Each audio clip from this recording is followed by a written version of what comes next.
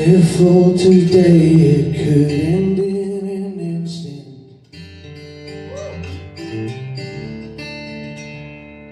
You'll never know when you will take your last breath. Every day you wake up is always a blessing.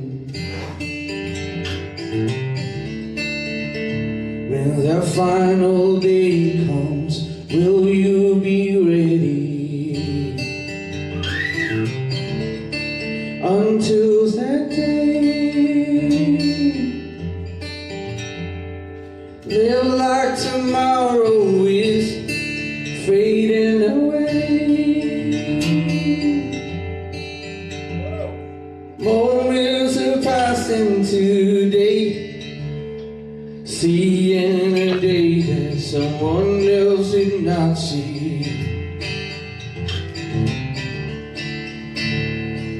You take for granted forgetting His mercy. You're the reason that I am standing here complete. Till I see you face to face, I won't stop living. But until that day, live like tomorrow is fading away. Moments are passing today, don't be afraid to make changes, nothing can stop you. Drifting away, live like tomorrow is for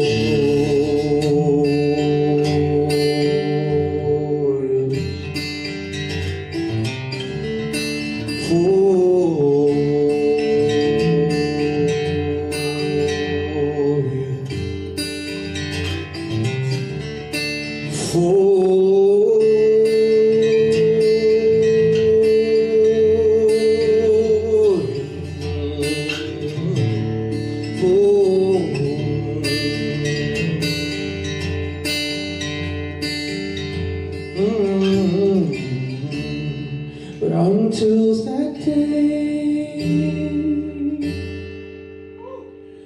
live like tomorrow is fading away. Moments are passing today, don't be afraid to make changes, nothing can stop you. Drifting away, live like tomorrow is.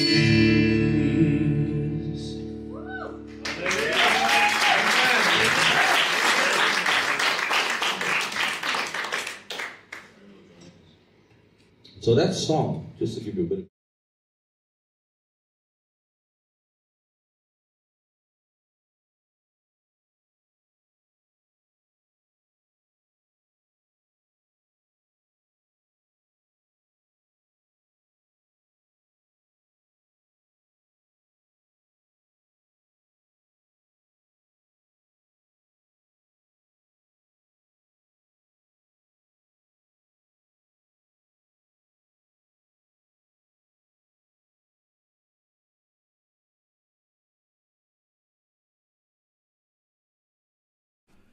Come and say hello for everyone. Hello, Danny. Say hi for everybody on the stream. Hi, Say hi, everybody. guys. Hi, Yuzi. Hello, everyone. Hello, Mama. Say, how's everyone doing?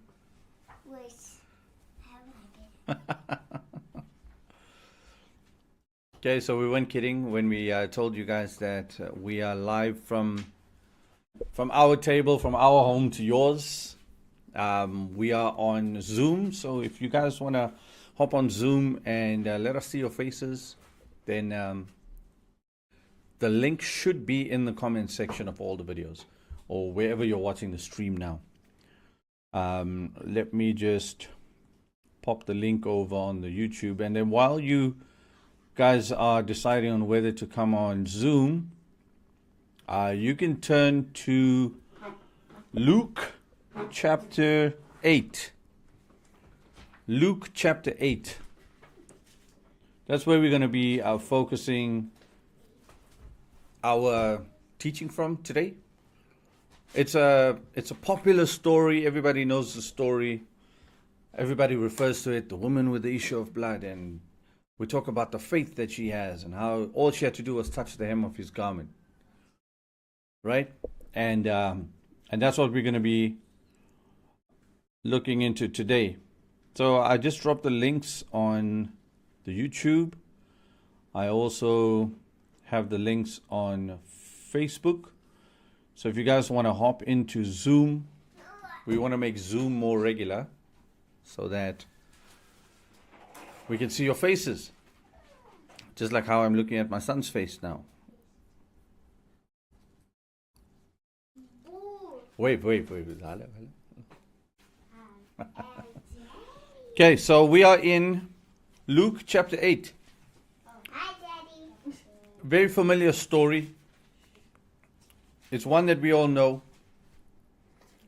It's one that we've heard before. But I believe that God continues to speak through His Word.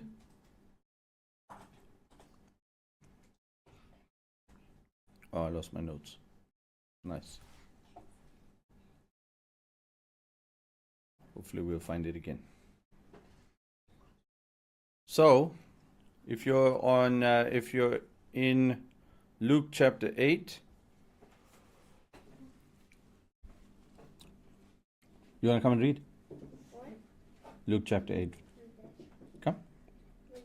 Yeah, come here. Come here and read. Yeah, come this side.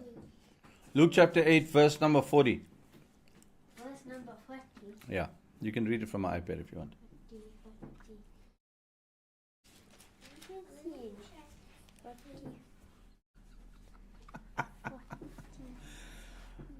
Okay, so greet everyone, say hello everyone. Hi. Right, so we're reading from verse 40. I can see you right now. Stop. You foolish people. Hey, where are you? Yeah, 40. Hey? You in Luke 8, boy. Wait. What? Luke 8. That's Luke 8, yeah. Now when Jesus returned. Now when Jesus returned, a crowd welcomed him, for they were all expecting him. Then a man named Jairus. a synagogue leader, came and fell at Jesus' feet, pleading with him to come to his house. Yeah? Because his only daughter, a girl of About 12 was dying. and as Jesus was on his way, the crowd almost crushed him, and a woman was there who had been subject to bleeding for 12 years, but 12 years. but no one could heal her. She came up behind and touched him at the edge of his cloak, and immediately her bleeding stopped. Immediately. Who touched me? Jesus asked. When they all denied it, Peter said, Master, the people who are crowding and pressing against you. But Jesus said, someone touched me. I know that power has gone out of me. Then the woman, seeing that she could have, unnoticed. came trembling and fell at his feet in the presence of all people, and she told why she had touched him and how she had been instantly healed. Okay. All right, thank you. Thank you for the reading. So if you just joined us, we're in Luke chapter 8, verse number 40. I'm focusing a little bit more on from 43 onwards. 43 onwards. But this is a fascinating story. We've got a lady here she's been unwell for a long time. Now, the story opens up with Jesus just coming back on the scene, and there's a big crowd following him. And there's a man named Jairus, who is actually a religious leader. Now, if you know much about the times of Jesus, religious leaders never liked Jesus at all.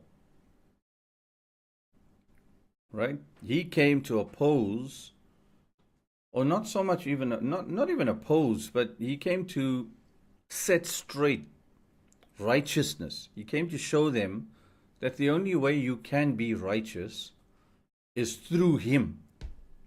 No one was able to become righteous on their own. They were not able to do things. They were not able to sacrifice enough. They were not able to become righteous out of their own works. And so, for a religious leader to go to Jesus in the first place, that in itself is a miracle on its own. Now we're staying on the thread of miracles, and how miracles can be seen in absolutely everything that we do, in all of our belief. If we believe in Jesus, we'll see a miracle. So the title of today's message is Speak Up. So if you're writing down a title, the title is Speak Up. Now, we hear the story often. There's a woman here, and she's been suffering from an issue of blood. And the assumption is that she's been going through her womanly cycle for 12 years, non-stop. And she's been now deemed unclean in society. Meaning, because of her issue, the greater public have now said she's unclean. But that was based on the laws. She's marked unclean based on what society believes to be true. So everybody knows that this is a problem. Everybody knows that she's got this problem. She's probably been pestering everybody with this problem for 12 years, so they know about her. And so now they've basically marked her guilty. She becomes a guilty person based on the problem that she has. Now, according to the Bible in Leviticus 15, a woman was deemed unclean while in her cycle. And now generally the cycle lasts between 4 to 7 days. And during that time of the cycle, she's unclean, so nobody could touch her. Anybody touched a woman back in those days, they become unclean also. Like nobody could touch her. And my son is looking a bit confused now about this whole cycle business. Sorry, my boy, a little bit too young. So under the Old Testament law, so these people knew the law and they imposed it. Right, so I want us to watch that. There are people out there, religious people know the law. Good thing we know that Jesus never cared too much about the law. And I don't mean he didn't care to impose the law. I mean that he didn't care that we weren't able to fulfill the law. That's why he came in the first place. We needed him to come in the first place so that he could fulfill the law.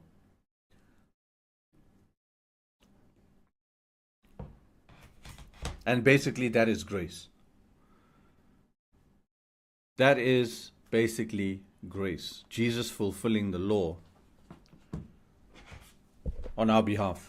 I'm not sure if are you watching the stream? If anybody's on there, just to make sure.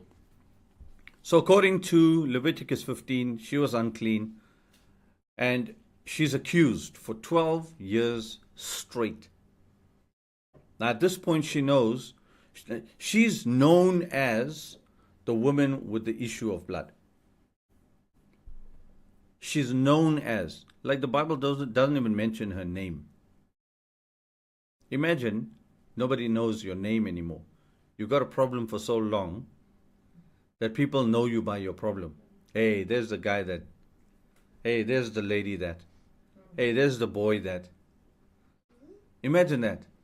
Imagine you lose your identity. You no longer have an identity because of an issue that you can't control. You have an issue. You don't know how to solve it. You can't control it. I'll get somebody joining us on Zoom.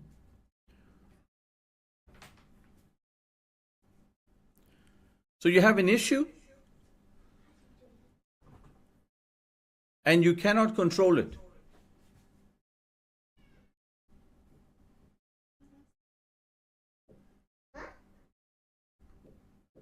We're just going through some technicals, yeah?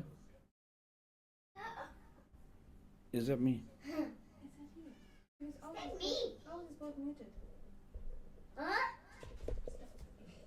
No, it's one of those devices there. This is what happens when you're at home, right? It's one of the iPads. So somebody just joined us on Zoom, so we're just trying to let them in. And it should be all right now. Yes, it is. Super. Sorry about that. So yeah, if you just realized, we are on Zoom as well. So you're welcome to join us. The links are in the comment section, and you'll see everybody else on Zoom with you. So now at this point, there's a lady here with an issue of blood, and she's known as a lady with the issue of blood. That's her name. The Bible doesn't even give us, it doesn't give us her name. Imagine living your whole life, your entire life, and only being known as your dysfunction, by your dysfunction, as your issue, by something that society deems unclean. Imagine people not even recognizing you by your name anymore. Imagine people looking at you and only seeing what's wrong with you. Never seeing who you are, what your name is. Upon more research, scholars believe that the issue of blood was not a menstrual issue, it was a blood disorder. So she was actually sick. Imagine knowing that you are sick and trying to prove it, and nobody really knows what's happening. You know what's happening, but people don't believe that you're sick. Continuously bleeding. So now she's marked unclean based on an erroneous diagnosis, falsely accused. Now she's unclean. Wrongfully accused, punished for a crime you didn't commit. Imagine that. So the reason I'm trying to emphasize this is because I need us to see that the situation with this woman is no ordinary situation. It's not just, she's going through this for 12 years. She's going through this for 12 years. Some of us can't go 12 minutes without giving up. Some of us can't go 12 days without giving up. I'm showing you here that there's a lady that's going through this situation for 12 years, and she still hasn't given up. She's been shunned, she's been ostracized, she's been deemed unclean, all on a wrongful diagnosis. And nobody really knows what the problem is. Continuously judged. Have you ever been diagnosed with your own issue? Or misdiagnosed rather, with your own issue? Remember, this woman doesn't even know what's wrong with her. Have you ever been in a place where you don't know what's wrong with you? Nobody knows what's wrong with you. You thought it was anger, but maybe it's your insecurity that's acting out. Issue of blood. Issue of blood. Welcome, welcome, welcome to my Zoomites. My Zoomites. You thought that you are driven and hardworking, when in fact you've been told many times in your life you'd never amount to nothing. never amount to nothing. So what is your issue of blood? The thing is, we have to identify it. If we can't identify it, we don't know how to fight it. We have to know the enemy that we're fighting. That's why David, when he looked at Goliath, it's not in my notes, but when he looked at Goliath and he saw a sword, he saw a spear, he's like David in 1 Samuel, he describes exactly what Goliath looked like. 9 foot tall, all of his armor, his sword, the shields and the helmets and stuff that he was wearing. Why? He got so much in detail because we have to know our enemy. We have to know the enemy that we are fighting. Otherwise, we cannot fight a correct fight. We'd be fighting on one level when we know that we should be fighting on another level. So we have to know, what is your issue of blood? 12 years is a long time to be in a place of constant failure and ridicule. Not just by others, but by yourself. Put yourself in this lady's position for one moment. For one moment, and see for yourself what it must be like for her. And now think about your situation. Think about the situation that you're in and how long you've been in this situation. But let me tell you, there's hope. There's hope. 12 years is a long time to be in one place. Now we understand the backstory of this woman, and we see that she crawls through a massive crowd of people. The Bible says that the crowd is almost crushing Jesus. Imagine how many people that is. Don't skimp on the text.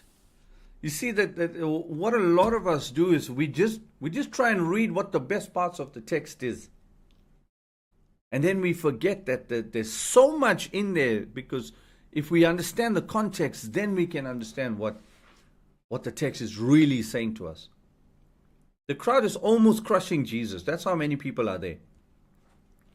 This woman pushes and struggles, and think about it.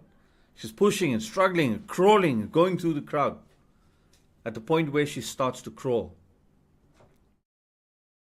She starts to crawl. That tells me that she's desperate. She's gone through this problem so long, and now she's desperate. And somehow, some way, she's overheard that there's this man, Jesus, that's coming by. If I can just get to him, and that's what the Bible says, we'll read it more a little bit. If I can just get to him, maybe I'll get my healing. So she knew that there was hope, but she was desperate. Remember, she's unclean by society. Nobody wants to see her. Nobody wants her there. Hello, nobody wants her there. There's a whole crowd of people that's crushing on her. Nobody wants her there. Now, maybe we are not exactly where this woman is, but maybe we are. How desperate are we to get to Jesus? Now, we don't have to wait 12 years to become desperate. We can become desperate for him right now. In our situation right now. In our daily lives right now. In the walk that we're in right now. She used up her resources for years and years trying to get to the bottom of a situation that could not get cured any other way. And so she had to break the law. I'm not saying go break the law. But think about it. It was unlawful for her to be found in the presence of anybody else. Unlawful, but she broke the law because she was desperate. It's against the law for her to even be there. And she knew that this is my final chance. Like, if they catch me, they're going to kill me. I broke the law now. I'm unclean. These people are going to stone me to death.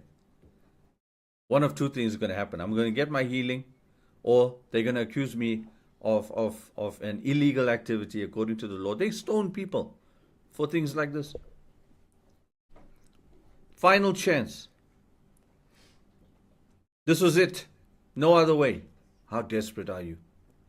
Title of our message today is Speak Up. If you're taking notes, we're in Luke 8 from 40. She knew that I just need to get close enough to him, to touch some part of him, and I'll be made whole. If I can just touch some part of him, I'll be made whole. Now, if you cannot associate with this woman yet, live a little.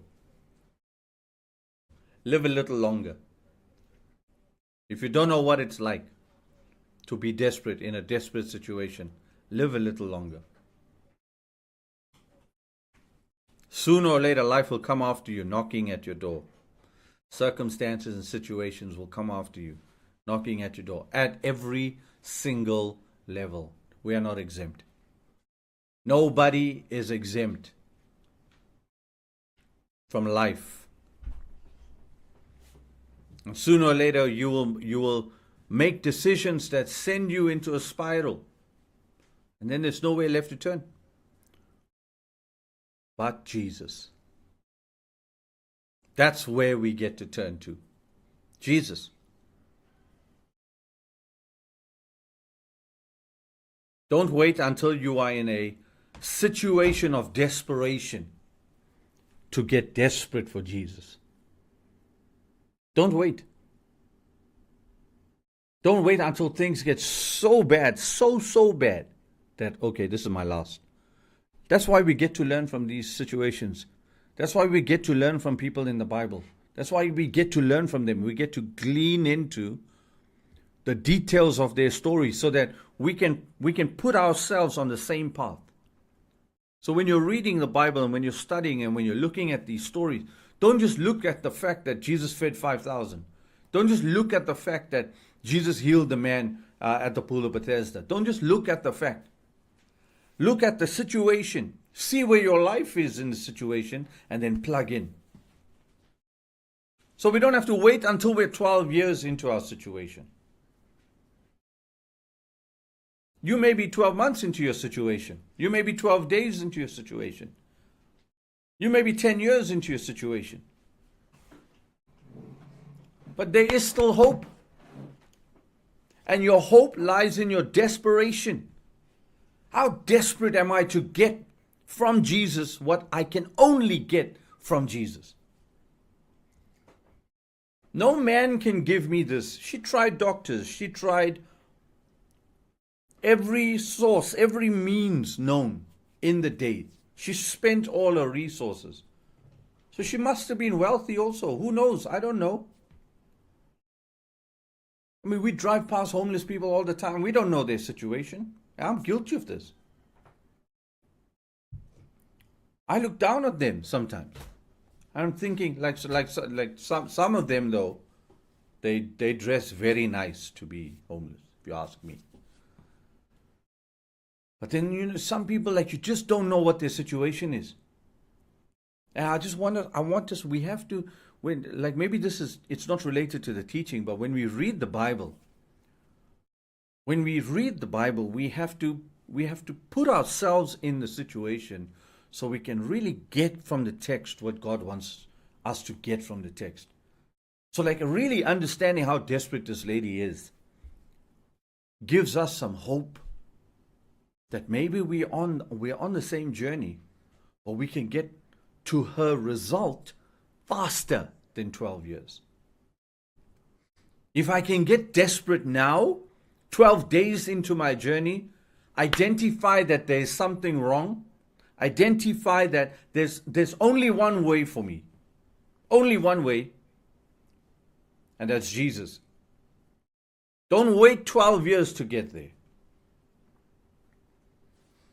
Prevention is always better than the heartache that you will have to endure.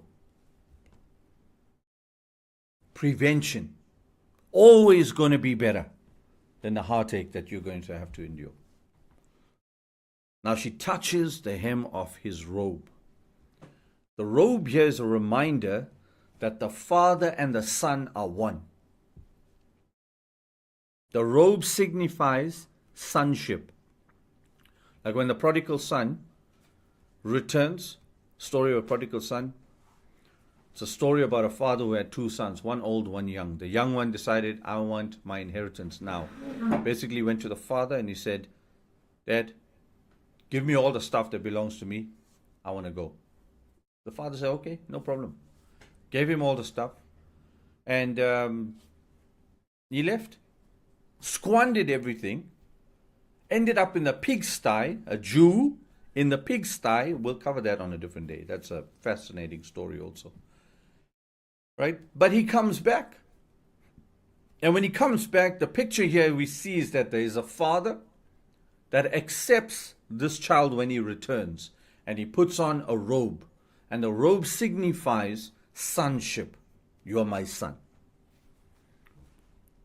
So when we see this picture here of a robe, Jesus wearing a robe, it's not just there for nothing. The detail is not there just for nothing. The father got the robe and threw it over the boy. So why is this significant in this story? It's because the woman said to herself, if I can just touch the robe, I'll be made clean. She knew something. She knew something. Oh. Right? She knew. My son says he shouldn't have left in the Zoom chat. So if you're in the Zoom, you can interact with us. Everybody is here on the Zoom as well. Just for next time, or you're welcome to jump in. We still want to jump in, and we still got a bits to go. But this woman knew that if I can touch the robe, you hear what she says. Her words are, if I can just touch the robe of his garment. Yeah. In verse, approached him and behind and touched the end. Spent all this and yet no. Who touched me?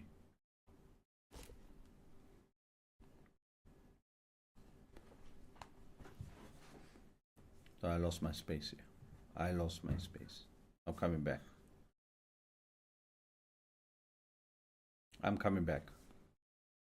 So she touches the hem, and she knew if I could just touch his robe, I'll be made clean. She knew that this was the Son of God. She knew. Her belief was so much so that if I can get close to him, if I can touch any part of him, I'm going to get the healing that I need. So she was desperate, number one, but she believed. This is the key. There are thousands of people surrounding Jesus and crushing him. Yet Jesus identifies that there is one person that touched him. She had belief. The woman touches the hem and Jesus felt power leave him. The flow of power that we see here.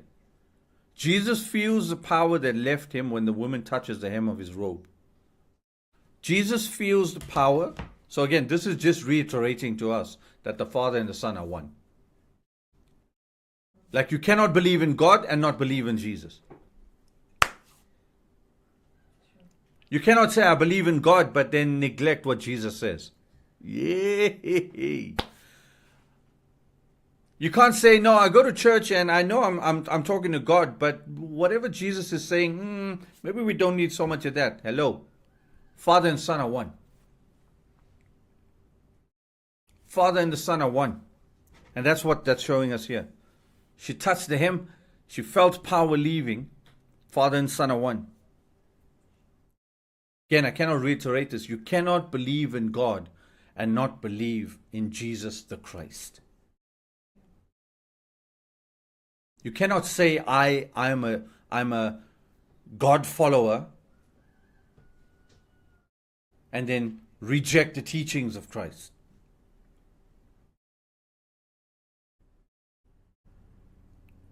Now don't go looking for robes to touch.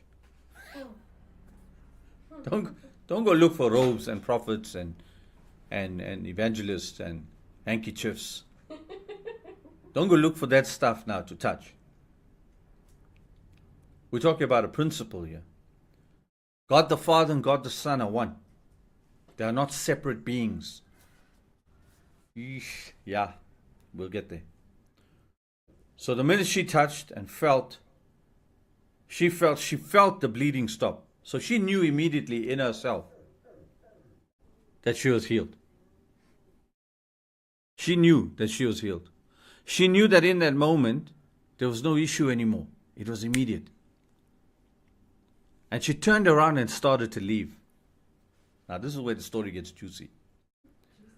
Story gets juicy now. Because this lady just got her healing. She got her healing. Bit of a tongue twister there. And she was going to bolt. Bible says she's turning around to leave. Then Jesus asked the question, who touched me? Now remember, she touched his robe. And he asked, who touched me? Signifying that you touch the Son, you touch the Father. No man comes to the Father except through me. There's no way to the Father except through Jesus. Back to this woman. She touched Jesus, the robe. Jesus asks, who touched me? Now this was a very strange question. The Son of the living God. God in flesh. The Alpha and the Omega. The omniscient one. The one that knows everything. Asks a very strange question. Do you agree, my boy? Who touched me? Surely Jesus knew who touched him. This is the Messiah we're talking about. This is the King of Kings, the one that knows everything. The one that knows everything. Who touched me? Who touched me? Speak up. Who touched me? Open your mouth and say it. Open your mouth. I want to hear the person that actually touched me. I want to hear who just touched me now. Speak up. I know who you are. I know who you are. I know who touched me. I need you to speak up now and tell these people around me who you are. Remember, she's in a crowd. She's in a crowd. Even Peter tells the Messiah, there's so many people here. How can you ask a question like this? Who touched you? What kind of question is this? Who touched you? Because Peter, this is what I believe Jesus is saying to Peter. Someone in this crowd had displayed a powerful pursuit. Someone in this crowd has defied all the odds to get here. Someone in this crowd isn't just here for a show. Not just here for lights and cameras, Peter. Not just here for attention. She was going to leave. She didn't want anything else. She didn't want to be recognized. She didn't want to be seen. She just needed a healing. She just needed to get to Jesus, touch, get her healing, and out. And Jesus is like, who touched me? No. I need you, lady. You, to open up your mouth and speak up. I need you to open up your mouth and speak up, because there are people in this crowd that think they have faith. And they have no faith. Speak up. Open up your mouth and speak up. Someone in this crowd has displayed faith. And I need that person to speak up. Jesus could have pointed her out and said, hey, lady, you, lady, open up your mouth. No. He sent forth his word. And she opened up her mouth. Open your mouth and tell these people what I just did for you. I need you to open up your mouth and speak up. You're healed, and